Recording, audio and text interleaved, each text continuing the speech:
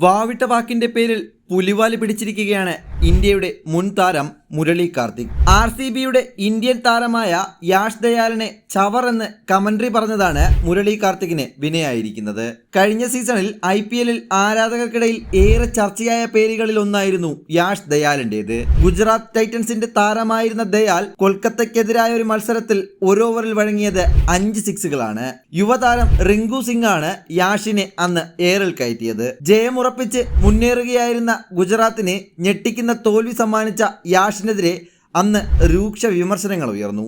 ഈ സംഭവത്തോടെ മാനസികമായി തകർന്ന യാഷിനെ ടീം പൂർണ്ണ പിന്തുണ നൽകിയെങ്കിലും ഈ സീസണിൽ താരത്തെ നിലനിർത്താൻ ഗുജറാത്ത് ഒരുക്കമായിരുന്നില്ല. 5 കോടി രൂപയ്ക്ക് യാഷിനെ ഇക്കുറി സ്വന്തമാക്കിയത് RCB ആണ്. കഴിഞ്ഞ ദിവസം പഞ്ചാബിനെതിരായ മത്സരത്തിൽ റൺസ് വിട്ടുകൊടുക്കാൻ ഏറെ പിശുക്ക് കാട്ടിയിരുന്നു യാഷ്.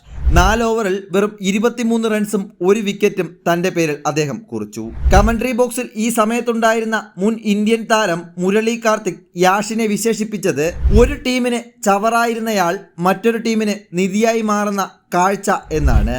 മുരളി കാർത്തികിന്റെ ഈ ചവർ പരാമർശം ആരാധകരെ ഏറെ ചൊടിപ്പിച്ചു. യാഷിനെ ഓണെയറിൽ ചവറെന്ന് വിശേഷിപ്പിച്ച കാർത്തിക് മാപ്പ് പറയണമെന്നാവശ്യപ്പെട്ട് നിരവധി പേരാണ് രംഗത്തെത്തിയത്.